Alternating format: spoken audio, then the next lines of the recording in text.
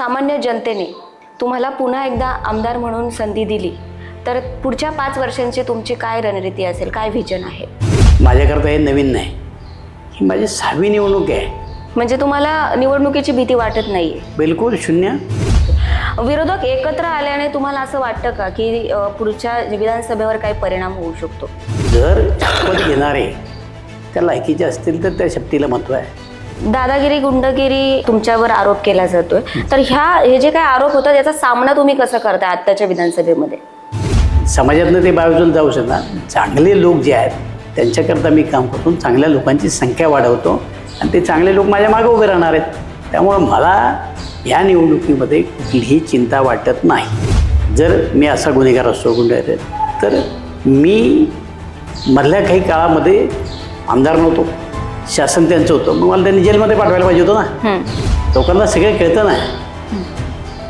त्यामुळं हे जे बोलतात, हे म्हणतात, याचा माझ्यावर कुठलाही परिणाम होत नाही, माझ्या कार्यकर्त्यावर सुद्धा कुठलाही परिणाम होत नाही. तुम्हाला असं वाटतं का सोशल मीडियावर जो काही व्हायरल व्हिडिओ असतात विरोधक तुमच्या विरोधात टाकतात तर त्याचा मतदारांवर काही फरक पडेल सोशल मीडियाच्या माध्यमातून? असंही म्हटलं जातं की आमदारांनी स्वतःच्या नातेवाईकांनाच प्राधान्य दिलं प्रत्येक ठिकाणी, मोठ्या कंत्राटदार असेल किंवा MIDCमध्ये. तर जर कृषी उत्पन्न बाजार समितीचं गेल्या अनेक वर्षांपासून तुमचं बाजार समितीवर वर्चस्व होतं, पण आता तुमचे जे कट्टर समर्थक जे तुमच्यासोबत काम करणारे विरोधकांना जाऊन मिळाले आणि बाजार समिती तुमच्या हातातून सटकली. आणि यापूर्वी सुद्धा माझ्या हातातनं मार्केट कमिटी गेली, कशी आणायची मला त्यातलं चांगलं तंत्रज्ञान माहिती आहे. असं आहे, मार्केट कमिटीवर तालुक्याचं राजकारण अजिबात अवलंबून नाही. त्यामुळे मार्केट कमिटी गेली म्हणून त्याचा माझ्या काही राजकारणावर परिणाम झाला आहे असं बिलकुल नाही. परंतु जे त्यांचे जे काही बगलबच्चे आहेत त्यांच्याकडेच फक्त त्यांच्याच मागण्या, त्यांच्याच सगळं काही ऐकून घेणार, आमच्या शब्दाला कधी किंमत दिली नाही. अजित पवार, शरद पवार हा विषय माझ्या दृष्टीनं गौण आहे. माझ्या दृष्टीनं माझ्या तालुक्याची जनता आहे आणि तिचा विकास आहे. जो माझ्या तालुक्याचा विकास करेल त्याच्याबरोबर मी जाईल. नमस्कार, मी अक्षता कान्हूरकर शिंदे. आपल्या सर्वांना माहीत आहे की विधानसभा निवडणुका ऐन तोंडावर आलेल्या आहेत. सर्वप्रथम आपण मावळ विधानसभेचा आढावा घेतलेला आहे, नंतर आपण भोसरी विधानसभेचा आढावा घेतला आणि आज आपण खेड आळंदी विधानसभेचा आढावा घेणार आहोत. खेड आळंदी विधानसभेचे लोकप्रिय आमदार दिलीपअण्णा मोहिते पाटील यांच्याबरोबर चर्चा करणार आहोत. यांच्या विरोधात जे काही विरोधक आहेत ते टीका टिप्पणी करत आहे आणि या टीका टिप्पणीवर आपण आज त्यांच्याबरोबर खास बातचीत करणार आहोत, चर्चा करणार आहोत आणि त्या ज्या काही टीका होत्यात त्यांचं प्रत्युत्तर काय देत आहेत तर आपण आज चर्चा करूयात, पाहूयात. तर अण्णा, तुमचं मनपूर्वक स्वागत. तुमच्या कार्यकारिणीमध्ये जेवढी काही तुम्ही विकास कामं केलेली आहे त्या विकास कामांसाठी तुमचं मनपूर्वक अभिनंदन आणि 2024च्या विधानसभा आता तुम्ही लढवणार आहेत त्यांच्यासाठी तुम्हाला खूप खूप शुभेच्छा. धन्यवाद. जर सामान्य जनतेने तुम्हाला पुन्हा एकदा आमदार म्हणून संधी दिली तर पुढच्या 5 वर्षांची तुमची काय रणनीती असेल, काय व्हिजन आहे? मुळामध्ये दिली तर यापेक्षा जनता मला संधी देणारच आहे. त्या 5 वर्षामध्ये जो कामाचा डोंगर मी उभा केला, सर्वसामान्य माणसापर्यंत मी काम माझं पोचवलं आहे, त्याची पोचपावती म्हणून या तालुक्यातली सुज्ञ जनता मला परत एकदा या तालुक्याची सेवा करण्याची संधी देणार आहे. संधी देणारे विरोधक आपल्यावर वेगवेगळी टीका टिप्पणी करत आहे आणि त्यांनी वज्रमूठ केलेली आहे की यावर्षी 2024च्या विधानसभेमध्ये आत्ताचे जे विद्यमान आमदार आहेत त्यांना पाडायचंच आहे. तर यावर तुमची काय प्रतिक्रिया आहे? विरोधकांचं काम आहे बोलणं किंवा तशा प्रकारची टीका करणं. जनता काय ठरवते त्याच्यावर सगळ्या गोष्टी अवलंबून असतात. मतदार राजा तो ठरवतो की कुणाला निवडून द्यायचं आणि कुणाला पाडायचं. हे आपल्याकडे एक अशी म्हण आहे प्रचलित की कावळ्याच्या शापानं ढोरं मरत नाहीत. तसं त्यांच्या म्हणण्यानं मी काही निवडणुकीमध्ये पडत नाही, कारण मी सर्वसामान्य गरीब माणसाचा कार्यकर्ता आहे, आमदार आहे आणि माझी रोज त्या लोकांशी नाळ जोडलेली आहे. मी कधीतरी 5 वर्षातनं एकदा निवडणुकीच्या काळामध्ये लोकांच्या समोर जातो किंवा लोकांना काहीतरी बोलवतं असं काही नाही. माझ्याकडं रोज 200-250 लोक येतात, त्यांचे प्रश्न सोडवतात. त्यावेळेला मी त्याची जात विचारत नाही, त्याचा पक्ष विचारत नाही, त्याने कुणाचं काम केलं हे विचारत नाही. त्या क्षणी त्याच्याकरता फोन लावतो आणि त्याचा प्रश्न सोडतो. मी लोकांना चक्रा मारायला कधी लावत नाही. ओके. विरोधक एकत्र आल्याने तुम्हाला असं वाटतं का की पुढच्या विधानसभेवर काही परिणाम होऊ शकतो? आता कोण एकत्र आले हे काल ठरवेल. काय मी कुठेतरी एखाद्या मंदिरात जाऊन शपथ घेतली. आता जर शपथ घेणारे त्या लायकीचे असतील तर त्या शपथीला महत्त्व आहे. यांनी आत्तापर्यंत घेतलेल्या शपथा किती पाळलेल्या आहेत आणि म्हणून शपथ घेतली म्हणून सगळे एकत्र आले असं अजिबात होत नाही. आणि आले तरी मला काय फरक पडतो आहे. मी तर निवडणुकीच्या रिंगणामध्ये आहे. यश आणि अपयश या दोन्ही गोष्टी मी पचवलेल्या आहेत. त्यामुळं मला यांची कुठली भीती वाटते आहे आणि मग आता ते सगळे एकत्र आले म्हणून मी निवडणुकीतनं माघार जाणार आहे असं अजिबात नाही. मी तितक्या ताकदीनं मी आणि माझे कार्यकर्ते निवडणुकीला आम्ही सामोरे जायची तयारी ठेवलेली आहे. मी आजच सांगतो की मी 100% परत निवडून येणार आहे. भर सभेमध्ये तुम्हाला आव्हानं दिली जातात, नव्हे तर फ्लेक्सबाजी केली जाते की मोहिते येतो झाकीये, विधानसभा अभी बाकी आहे. यावर तुम्ही काय प्रतिक्रिया द्याल? असं आहे, ज्यांचा जन्म झाला नव्हता त्यावेळापासून मी राजकारणात आहे. ते मला काय झाकी देणार की एखादी चुकून एखादी गोष्ट घडली म्हणजे लगेच बॅनर पोस्टर छापायचे किंवा एखादी 5-50-100 लोकांची सभा घ्यायची आणि त्याच्यामध्ये बिंबीच्या देठापासून सगळ्यांनी ओरडायचे आणि सांगायचं. लोकांना सगळं कळतं ना. त्यामुळं हे जे बोलतात हे म्हणतात याचा माझ्यावर कुठलाही परिणाम होत नाही. माझ्या कार्यकर्त्यावर सुद्धा कुठलाही परिणाम होत नाही. माझ्याकरता हे नवीन नाही. ही माझी 6वी निवडणूक आहे. म्हणजे तुम्हाला निवडणुकीची भीती वाटत नाहीये? बिलकुल शून्य. ज्यावेळेस विरोधक तुम्हाला अशी आव्हानं देतात त्यावेळेस असं पण बोललं जातं की मोहितेंची दादागिरीची जी काही भाषा आहे, दादागिरी गुंडगिरी, हे कुठंतरी नष्ट करायचे, संपुष्टात आणायचे, मोहितेला काही करून पाडायचंच आहे, त्यामुळे आम्ही सगळे एकत्र येऊन ह्या सगळा हे करणार आहे असं. जो म्हणतो ना मोहितीची दादागिरी आहे त्याचं चरित्र तपासा ना. काय तर तालुक्यातील जनतेला माहिती आहे माझी दादागिरी आहे की नाही. माझा सर्वसामान्य माणसाला काही त्रास नाही, पण जो समाजाला त्रास देतो त्याची मी दादागिरी खपवून घेत नाही आणि म्हणून त्याला कदाचित तसं वाटत असेल. आणि हे तालुक्यातल्या सगळ्या जनतेला माहिती आहे की तालुक्यामध्ये या गुन्हेगारांचं गुंडगिरी करणाऱ्यांचं मी काहीच चालू देत नाही. त्यामुळे कदाचित त्यांना पोटशूळ उठलं असेल. याच्या पलीकडे दुसरं काही नाही. आणि असं आहे, जर मी गुन्हेगार असतो, गुंडगिरी करणारा असतो तर 3-3 वेळा मला आमदार केलं नसतं ना. बरोबर. आता त्यांच्या म्हणण्याप्रमाणे लोक ऐकतात असं अजिबात नाही ना. त्यांना काय म्हणायचं ते म्हणू द्या. शेवटी त्यांचं काम आहे. त्यांच्याकडे सांगायला काय काही काम आहे का? इथला रस्ता केला, इथला पूल बांधला, इथली बिल्डिंग बांधली, काय केलं काय? तेव्हा ते लोकांना जाऊन काय सांगणार आहेत की बाबा आम्ही हे केलं म्हणून आम्हाला मतं द्या. दिलीप मोहिते लोकांच्यात जातोय, सांगतो रोज की बा एवढ्या कोटीची कामं आपल्या गावात केलीत, त्याला पुरावे देतोय. प्रत्यक्ष कामं चालू होतात, लोकांनी बघितलेत. पूल झालेत, बंधारे झालेत, रस्ते झालेत, इमारती झाल्यात. हे सगळं जर लोकांना दिसतंय तर लोक एवढी दूधखुडी आहेत.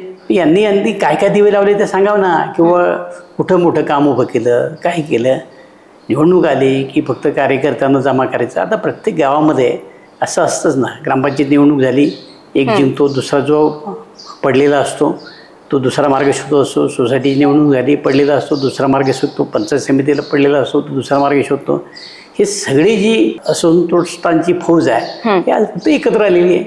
आणि नेहमी असं असतं, माऊलींनी म्हणलेलं आहे की जे खळांची व्यंकटी सांडव तया सत्कर्मी रती वाढव. मी काय हे सगळे वाईट लोक संपू शकत नाही किंवा समाजातनं ते बाजूला जाऊ शकतात. चांगले लोक जे आहेत त्यांच्याकरता मी काम करतो. चांगल्या लोकांची संख्या वाढवतो आणि ते चांगले लोक माझ्या मागे उभे राहणार आहेत. त्यामुळं मला या निवडणुकीमध्ये कुठलीही चिंता वाटत नाही. दादागिरी गुंडगिरी तुमच्यावर आरोप केला जातोय, तर हे जे काही आरोप होतात याचा सामना तुम्ही कसं करताय आत्ताच्या विधानसभेमध्ये? हे आज आरोप झाले असते तर गोष्ट वेगळी नाही. मी पहिल्या निवडणुकीपासून माझ्यावर आरोप होतात तरी मला लोक निवडून देतात. म्हणजे यांच्या म्हणण्यामध्ये कुठलंही तथ्य नाही आहे. हे लोकच सिद्ध करतात. उद्या तेच सिद्ध करणार आहे. त्यामुळे ते काय म्हणतात आणि त्याला उत्तर द्यायचं. लायकीचे असते तर मी उत्तर देऊ ना.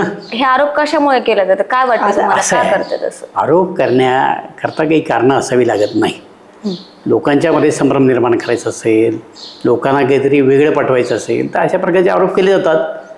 त्या आरोपामध्ये काही तथ्य नाही. शेवटी हे कायद्याचं राज्य आहे. जर मी असा गुन्हेगार असतो, गुन्हेगार, तर मी मधल्या काही काळामध्ये आमदार नव्हतो, शासन त्यांचं होतं, मग मला त्यांनी जेलमध्ये पाठवायला पाहिजे होतं ना. हम्म, त्यावेळेला सुद्धा हेच आरोप केले 14 साली. आणि हे सत्तेमध्ये आले. मग सत्तेमध्ये तुम्ही आल्यानंतर मला कशाला बाहेर ठेवायचं होतं? तुमचं राज्य होतं, तुमचा मुख्यमंत्री, मला जेलमध्ये पाठवायचं होतं. त्या 5 वर्षामध्ये काही जमलं नाही. आत्तासुद्धा त्यातले काही लोक सत्तेमध्ये होते. राज्याचे गृहमंत्री देवेंद्र फडणवीस होते. मध्यंतरी आम्ही 1 वर्ष सत्तेमध्ये होतो, त्यावेळेला त्यांना सांगायचं किंवा हे गुन्हेगार आहे त्यांना जेलमध्ये टाका.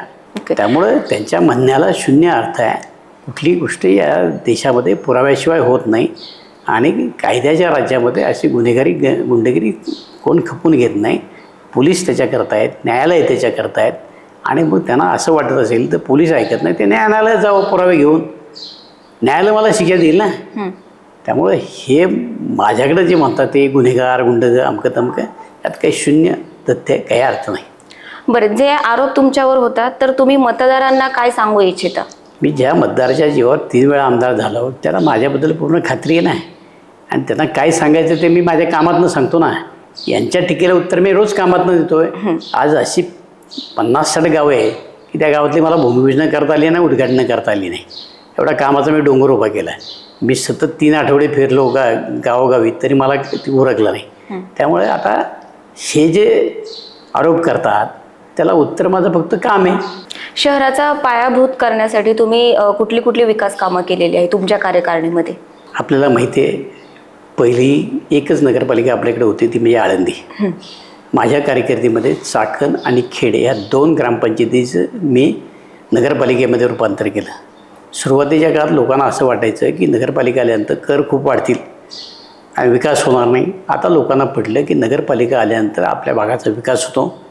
या सगळ्या नगरपालिकेमध्ये कोट्यावधी रुपये आपण राज्य सरकारकडनं आणले आणि या नगरपालिकांचा विकास केला. आळंदी, चाकण आणि राजगुरू हे 3 शहरं आज विकासाच्या बाबतीमध्ये आपण पुढे नेण्याचं काम केलेलं आहे. आणि हे लोकांना माहिती आहे की हे पैसे आणले कोणी, विकास केला कोणी, आणि त्याच्याकरता काही वेळेला संघर्षसुद्धा मला करावा लागला, तो सुद्धा मी केलेला आहे. आज राजगुरू शहरामध्ये हुतात्मा राजगुरू स्मारक, जो अनेक वर्षाचा, स्वातंत्र्य मिळून 75 वर्ष झाल्यानंतर सुद्धा आम्हाला ते स्मारक करता येत नव्हतं. दिलीप मोहिते विधानसभेमध्ये आवाज उठवला. आज 254 कोटी स्मारकाच्या करता आली.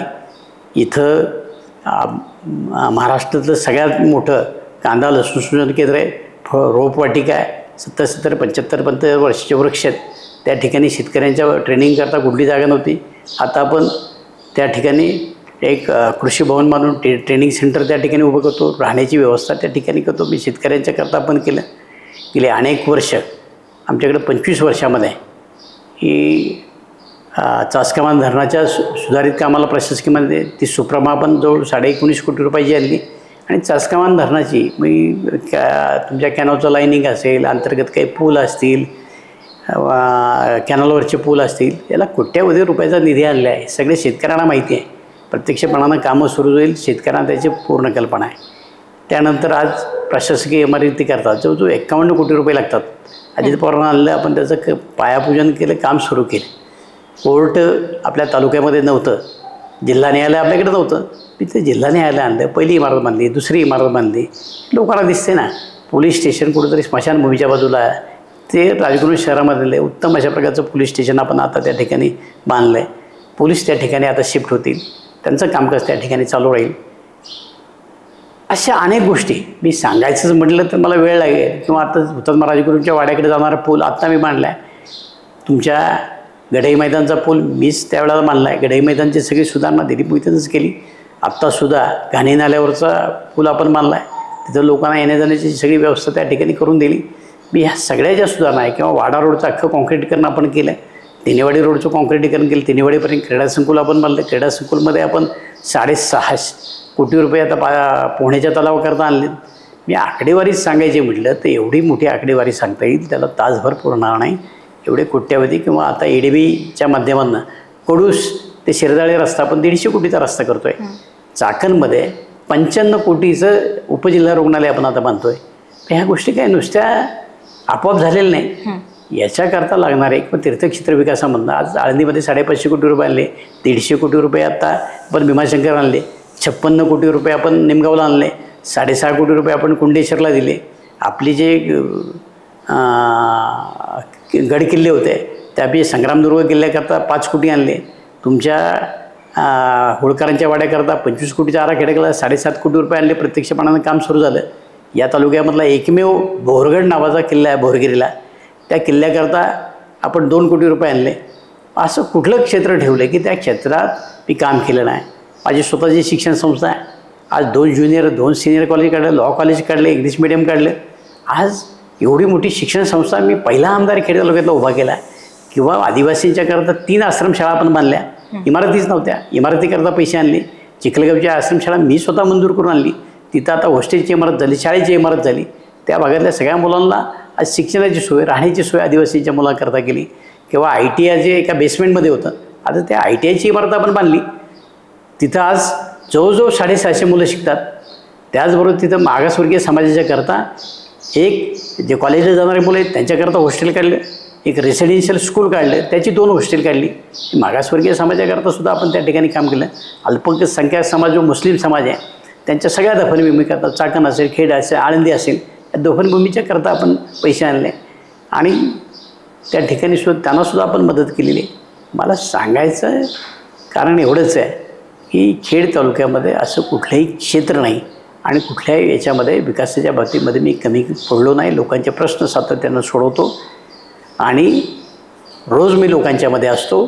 कधीतरी 5 वर्षात नाही यायचं आणि लोकांना आपण काहीतरी वेगळ्या मार्गाने न्यायचं किंवा वेगळे काहीतरी सांगायचं अशापैकी मी राजकारणी नाही. तुम्हाला असं वाटतं का सोशल मीडियावर जो काही व्हायरल व्हिडिओ असतात, विरोधक तुमच्या विरोधात टाकतात, तर त्याचा मतदारांवर काही फरक पडेल सोशल मीडियाच्या माध्यमातून? एक गोष्ट मला सांगा, खेड तालुक्यामध्ये 3,59,000च्या आसपास मतदार आहेत. त्याच्यातले सोशल मीडियावर ॲक्टिव्ह असणारे किती लोक आहेत? उरलेले लोक काय करतात? किंवा वर्तमानपत्र किती लोक असतात? उरलेले लोक काय करतात? सर्वसामान्य माणसाला आपल्या गावामध्ये रस्ता कोणी केला, आपल्या गावात शाळा कोणी बांधली, आपल्या गावात पिण्याच्या पाण्याची योजना कोणी केली, सगळ्या गोष्टी कळतात ना. ते तेवढंच बघतात. सोशल मीडियावरनं एखाद्या माणसाची लायकी ठरवणं किंवा एखाद्या माणसाबद्दल चुकीचं काही प्रसारित करणं याचा अर्थ सगळे लोक ते पाहतात असं काय नाही. लोक सत्यता पडताळून पाहतात. आता हे प्रसाराचं नाही प्रचाराचं माध्यम आहे आणि काही लोक त्याचा अतिरेक करतात. लोकांना काही गोष्टी पटत बी नाहीत. आपल्या नेतृत्वाखाली कशा पद्धतीने प्रगती झाली हे तुम्ही या ठिकाणी सांगितलेलंच आहे. याच्यातून रोजगाराच्या संधी उपलब्ध झाल्या, तर त्या कशा पद्धतीने रोजगाराच्या संधी उपलब्ध करू? आपल्याला माहिती, कधी कधी मी फार भूमिका स्पष्ट घेतल्या. SEZच्या बाबतीमध्ये माझी भूमिका नेहमी पॉझिटिव्ह होती की SEZ आपल्या त्या मार्गावर आला तर आपल्या त्या लोकांना रोजगार उपलब्ध होईल. आज त्या परिसरामध्ये कंपनी येऊ लागल्यानंतर त्या परिसरातल्या लोकांना रोजगार उपलब्ध झाला. हे काम दिलीप मोदींनी केल्यावर प्रचंड टीका माझ्यावर झाली, आंदोलनं झाली, लोक माझ्या विरोधामध्ये गेली. माझी भूमिका ही सातत्यानं ही विकासाच्या बाबतीत असते. आज चाकणच्या परिसरामध्ये टप्पा नंबर 3 असेल, टप्पा नंबर 2 असेल, याच्या वाटाघाटी मी केलेल्या आहेत. लोकांना मी पटवून सांगितलं. आज लोकांना त्याचं महत्त्व कळलं. त्या परिसरामध्ये कंपन्या आल्या, रोजगाराच्या संधी उपलब्ध झाल्या. जे प्रॉपर गावातले लोक होते त्या लोकांनी त्याचा एवढा मोठा फायदा उठवला. काहींनी शेड बांधली, काहींनी खोल्या बांधल्या, भाड्याने दिल्या, चरित्राची साधनं निर्माण केली, उत्पन्नाची साधनं निर्माण केली. आता असं आहे की हा प्रश्न खेड तालुक्यापुरता मर्यादित आहे असं अजिबात नाही. हा संपूर्ण जगाला भेडसावणारा प्रश्न आहे बेकारीचा. भारताला भेटणार आहे, भेडसा नाही. मग आज पंतप्रधान त्यांच्या पद्धतीने प्रयत्न करतात, मुख्यमंत्री त्यांच्या पद्धतीने प्रयत्न करतात, जे त्याच्या पद्धतीने. म्हणजे वाढत्या लोकसंख्येचा जर विचार केला आणि टेक्नॉलॉजीचा विचार केला तर बेकारांची संख्या वाढायला मूळ कारण टेक्नॉलॉजी आहे. आज आपल्याला सांगितलं पाहिजे किंवा जे कामगार आहेत ते कामगार, आता आमच्या परिसरामध्ये नॉर्मली काय होतं, कुठं बैलगाडीची शर्यती असेल, कुठे यात्रा असेल, कुठं असेल तर मोठ्या प्रमाणामध्ये कामगार त्याला दांडी मारतात. आणि कंपनीच्या मालकाला साधारणतः असं असतं की त्याला 30 दिवस काम करणारा कामगार लागतो आणि मग असा कामगार मिळतं का ते शोधतात. अलीकडच्या काळामध्ये ते सुद्धा अवघड झाल्यानंतर आपल्यामध्ये रोबॅटिक सिस्टीम नावाची सिस्टीम आली. ॲटोमॅटिक सगळ्या, फक्त जॉब टाकला की तो तयार होऊन बाहेर येतो. आणि आता मनुष्याचं काम किती कमी केलं आणि यांत्रिकीकरणाचं काम वाढवलं. त्यावेळेला यांत्रिकीकरणाचं काम वाढवलं त्यावेळेला आपोआप लोकांचे हात रिकामे झालेत. तुम्ही आता शेतामध्ये सुद्धा बघितलं असेल की पूर्वी प्रत्येकाकडे बैल असायचे, घराचे 4-2 मंडळी त्याच्यावर शेतीवर काम करायचे. आता तसं राहिलं नाही. आज आमच्याकडे ट्रॅक्टर आला, फन्नी आले, पेरणी आली, सगळे अवजारं आलेल्यानंतर आम्ही फक्त ट्रॅक्टर भाड्याने आणतो, तासातून तसं आमचं काम होतं. आम्हाला वर्षभर ती पहिलं सांभाळावी लागत नाही. म्हणजे याचा अर्थ असं झाला का की टेक्नॉलॉजी यूज नाही. टेक्नॉलॉजी आल्यानंतर कमी वेळामध्ये जास्त काम व्हायला लागलं. आणि आज लोकांना जर स्वस्त पाहिजे असेल तर कारखानदार असतील, लोक असतील, त्या गोष्टीचा बारकाईने विचार करतात. आणि मग याचा परिणाम हा दिवसेंदिवस बेकारी वाढण्यामध्ये होतो. मग आता टेक्नॉलॉजी आणायची नाही का? सिटीत लोकांना त्यात ॲक्युरेसी लागते. ॲक्युरेसी आणायची म्हटलं तर टेक्नॉलॉजी लागते. आणि ही टेक्नॉलॉजी मोठ्या प्रमाणात विकसित झाल्यामुळं आज ह्या अडचणी आल्यात. पूर्वी आपल्याकडे पोस्ट खातं होतं. आपल्याला एखाद्याला संदेश द्यायचा असेल, पत्र आपण पाठवायचं, तो पोस्टमध्ये गावामध्ये ते वाटायचा. आता तुम्हाला एका सेकंदात तुम्ही मोबाईलवर फोन करता किंवा व्हॉट्सअपवर बोलता किंवा तुम्ही सगळ्या गोष्टी ऑनलाईन आता करायला लागला. म्हणजे आता याचा अर्थ टेक्नॉलॉजी वाढली, संपर्काची साधनं वाढली. मग आता एक तुम्ही आता पोस्टमनचं महत्त्व कमी झालं, पोस्टाचं महत्त्व कमी झालं. हे तुम्ही जसं बघताय तसंच आहे. बेकारांची संख्या वाढायला एक केवळ असंच कारण आहे असं नाही ना, अनेक कारणे आहेत. त्याचं संशोधन केलं पाहिजे, त्याच्यावर काय उपाययोजना केली पाहिजे. नुसतं बोलून बेकारी वाढवून मग आता जे ओरडतात त्यांनी जरी किती बेकारांना काम दिलं ते त्यांनी सांगावं की आम्ही हा प्रयत्न केला, आम्ही ते केलं. असं काही केलेलं नाही. असंही म्हटलं जातं की आमदारांनी स्वतःच्या नातेवाईकांनाच प्राधान्य दिलं प्रत्येक ठिकाणी, मोठ्या कंत्राटदार असेल किंवा MIDC मध्ये, तर गरीब नागरिकांना किंवा सामान्य नागरिकांना संधी दिली नाही. असं आहे, ज्याचं स्किल आहे तो काम करतो, काम मिळवतो, त्याला मदत करणं एवढंच काम माझं आहे. मी कुठल्याही कंपनीत कधीमध्ये जात नाही आणि कुणाला सांगत नाही की हा माझा आमदार याला द्या, हा माझा आम काय त्याला द्या, हा माझा कार्यकर्ता त्याला देत नाही.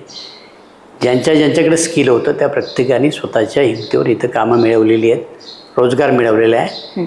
आणि ज्यांच्याकडे नव्हतं त्यांच्यापुढं अडचणी आहेत. याच्या पलीकडे आता असं आहे, मी मराठा समाजातला माणूस आहे. आमच्या मराठा समाजाची सगळ्याशी नातेगोती येतात. असं काही नाही की नात्यांनी नातं येतं. मी माझा कोणी दुश्मनच नाही ना, माझे सगळेच नातेवाईक आहेत. त्यामुळं सख्खं काय लांबचं काय. आता जर मराठा समाजात एवढा मोठा आहे आणि माझी जर नाते असतील त्याला मी काय करावं. शेती आणि ग्रामीण भागामध्ये जे काही योजना राबवल्या त्या काही योजनांची माहिती देऊ शकता का? एक गोष्ट म्हणजे आपल्याला माहिती की आपल्या तालुक्यामध्ये भामासखेड असेल, चासकामान असेल किंवा आपलं कळमुडी असेल, या 3 धरणाच्या माध्यमातून गेल्या 5 वर्षात लोकांना पाणी कमी पडू दिलं नाही. शेतीला पाणी उपलब्ध करून दिलं, विजेच्या समस्या कमी करण्याचं काम केलं. माझ्या सरकारनं आता वीज बिल माफ केलं. त्यामुळे शेतकऱ्यांना त्याचा निश्चितपणानं फायदा होईल. माझ्या ताब्यात कृषी उत्पन्न बाजार समिती होती, तिथे सगळ्या प्रकारच्या ॲक्टिव्हिटी मी राबवल्या. परंतु आपल्याला या निमित्तानं सांगितलं पाहिजे, शेतीचे बाजारभाव हे कुठली बाजार समिती किंवा कुठला आमदार, कुठलं सरकार ठरवू शकत नाही. बाजारामध्ये जर एखादा वाहन मोठ्या प्रमाणात आला, आवक मोठी वाढली की बाजारातली खरेदीदार ते पाडून मागतात आणि त्याचे रेट कमी होतात. बाजारामध्ये एखादा माल आला नाही तर आपोआप त्याचे रेट वाढतात. हे सगळं जे आहे हे मागणी आणि पुरवठा याच्यावर अवलंबून असतं. परंतु ज्यावेळेला मोठ्या प्रमाणात मागणी असते, बाजारात माल नसतो, 4 रुपये चांगले मिळाले आणि लोकांना पैसे आले, तर त्यावेळेला लोक हे म्हणत नाही की बा आता आम्हाला चांगले 4 पैसे आले. ज्या वेळेला लोकांच्या मालाला बाजारभाव मिळत नाही त्याच वेळेला लोकांची ही ओरड होते. आणि याच्यामध्ये देशाचा पंतप्रधान, राज्याचा मुख्यमंत्री किंवा तालुक्याचा आमदार, बाजार समितीचा सभापती काहीही करू शकत नाही. आमची भूमिका फक्त लोकांना त्या सुविधा निर्माण करून देणं आहे. सरकार व्यापारी नाही, सरकार ग्राहक नाही. आणि म्हणून आता शेवटी कसं असतं, पर्यायाने जो राज्यकर्ता असतो त्याच्यावर ते खापर फोडलं जातं. पण त्याचा दोष कितपत आहे हेच लोक तपासलं पाहिजे ना. आता तुम्ही म्हटले कृषी उत्पन्न बाजार समिती, तर त्याबद्दल जर कृषी उत्पन्न बाजार समितीचं गेल्या अनेक वर्षांपासून तुमचं बाजार समितीवर वर्चस्व होतं, पण आता तुमचे जे कट्टर समर्थक, जे तुमच्या सोबत काम करणारे विरोधकांना जाऊन मिळाले आणि बाजार समिती तुमच्या हातातून सटकली, तर याच्यावर काय प्रतिक्रिया द्याल तुम्ही? फारसा काही फरक नाही. आणि यापूर्वीसुद्धा माझ्या हातातनं मार्केट कमिटी गेली, कशी आणायची मला त्यातलं चांगलं तंत्रज्ञान माहिती आहे. हा 1-2 महिन्याचा खेळ आहे, याच्यापेक्षा जास्त काही खेळ नाही. आणि जे काही आमचे सहकारी आहेत काही कारणामुळं आमच्यापासून बाजूला गेलेत, त्यांना परत कसं आणायचं, काय करायचं हे मला चांगलं माहिती आहे. त्यामुळं असं आहे, मार्केट कमिटीवर तालुक्याचं राजकारण अजिबात अवलंबून नाही. त्यामुळे मार्केट कमिटी गेली म्हणून त्याचा माझ्या काही राजकारणावर परिणाम झाला आहे असं बिलकुल नाही. बाजार समितीचा जो आम्ही आढावा घेतला तर त्या आढाव्यातून असं आढळलं की मोहिते पाटलांकडून आम्हाला म्हणजे नाराजी त्यांना मिळालेली आहे. आमच्या मागण्या काय आहेत किंवा आमची मनधरणी त्यांच्याकडून झाली नाही, त्याच्यामुळं आम्ही असं आहे, मोहिते ज्यांना पाटलांची निवडून साथ सोडली. आणलं, ज्यांना राजकारणामध्ये आणलं, पैशाच्या लोभाने गेलेल्या माणसाला असे विषय असा आहे की खरोखर झोपलेलं असेल त्याला जागा करता येतं, पण झोपेचं नाटक करणारा जागा करता येत नाही. आज यांच्या हे जे ओरडतात किंवा हे जे काही म्हणतात हे 100% चुकीचं आहे. त्याच्यामध्ये एक माझ्याच भावकीतले जे सदस्य आहेत त्यांचा पूर्व इतिहास बघा. पिंपळगावसारख्या ठिकाणी हमाली करत होते, त्याला त्याच्या आयुष्यामध्ये सगळ्या प्रकारची मदत करण्याचं काम दिलीप मोहितेनं केलं. इथपर्यंत दिलीप मोहितेनं आणलं. जो माणूस कित्येक वर्ष हमालीच केला नाही तो तिथं संचालक होता. दुसरे जे गोरे म्हणून होते त्यांची काही वादावादी झाली, ती मुलं आजही मीच त्याच्यामध्ये भूमिका घेतली म्हणून ते जेलमध्ये आहेत. त्यांना मदत केली नाही असं काही नाही. आणि एक सदग्रस्त आहेत, त्यांचा इतिहास आहे. ते आता की ते पैशाच्या लोभाने काही करू शकतात आणि म्हणून पैशाच्या लोभाने गेलेली ही माणसं आहेत. त्याच्या पलीकडे दुसरा काहीच विषय त्याच्यामध्ये येत नाही. आणि मग त्यांनी टीका करावी ना, त्यांनी बोलावं, त्यांनी सांगावं आणि समोरासमोर यावं. माझी तयारी की त्यांचं कुठलं ऐकलं नाही, कुठलं ऐकायचे प्रश्न येत नाही. मी कधीही मार्केट कमिटीचा हस्तक्षेप करत नव्हतो, परंतु आर्थिक लोभाला बळी पडलेली हे माणसं आहे. याच्या पलीकडे मला दुसरं काही सांगायचं नाही. तुम्हाला असं वाटतंय का की कृषी उत्पन्न बाजार समिती जरी वर्चस्व तुमचं होतं परंतु आता तुमच्या हातातून कृषी उत्पन्न बाजार समिती गेली? आजही माझं वर्चस्व आहे, मला मी सिद्ध करून दाखवेल. निवडणुकीत जाऊ द्या, काय त्याचं उत्तर परंतु याचे पडसाद काही विधानसभेवर पडले? अजिबात शून्य. काय पडसाद होतं त्याची निवडक लोक मतदान करतात आणि त्याच्यात निवडून आलेली ही बाजार समिती आहे. याच्या पलीकडे त्याचा काही सर्वसामान्य माणसाचा फक्त जे शेतकरी तिथं बाजारात येतात त्यांच्याशी संबंध आहे. बाकी आज तुम्ही जर बघितला तर खेड तालुक्यामध्ये बाजारांचा संबंध नसणारे 75% लोक आहे, 25% लोकांचा बाजार समितीशी संबंध आहे. आज इथं राहणाऱ्यांची संख्या मोठी वाढली, नागरीकरण मोठ्या प्रमाणात झालं. ते लोक वेगळे ना, ते काय रोज बाजारात आले तर भाजी खरेदी करायला येतात, पण त्यांचं काही ते खरेदी विक्रीशी संबंध येत नाही. असंही म्हटलं जातं की आमदारांच्या इथे आमचं राजकारण सुरू झालं, म्हणजे तिथून आम्ही राजकारण शिकलो, परंतु जे त्यांचे जे काही बगलबच्चे आहेत त्यांच्याकडेच फक्त त्यांच्याच मागण्या, त्यांच्याच सगळं काही ऐकून घेणार, आमच्या शब्दाला कधी किंमत दिली नाही. तर या काही गोष्टी अशा झाल्या त्याच्यामुळं नाराज आम्ही फक्त नाही की हे सुटले म्हणून, पण असे अनेक जण. असले कुठले शब्दच वापरण्यात काही मजा नाही, बगलबच्चे वगैरे. मी असले बगलबच्चे कधी ठेवलेले नाही. मी सर्वसामान्य लोकांचा नेता आहे, त्यामुळे बगलबच्चे सांभाळून राजकारण करणाऱ्यापैकी मी नाही आहे. माझ्या दारामध्ये रोज सकाळी सर्वसामान्य माणूस येतो, त्याचं मी काम करतो. मला मध्यस्थ लागत नाही, बगलबच्चे लागत नाही. माझं काम सरळ आहे.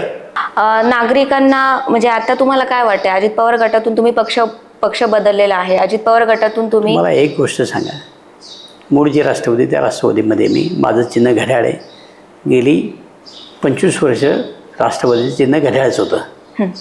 अजित पवार, शरद पवार हा विषय माझ्या दृष्टीनं गौण आहे. माझ्या दृष्टीनं माझ्या तालुक्याची जनता आहे आणि तिचा विकास आहे. जो माझ्या तालुक्याचा विकास करेल त्याच्याबरोबर मी जाईल आणि या तालुक्याच्या विकासाकरता अजित पवारांनाच कोट्यवधी रुपये दिले म्हणून मी अजित पवारांच्या बरोबर आहे.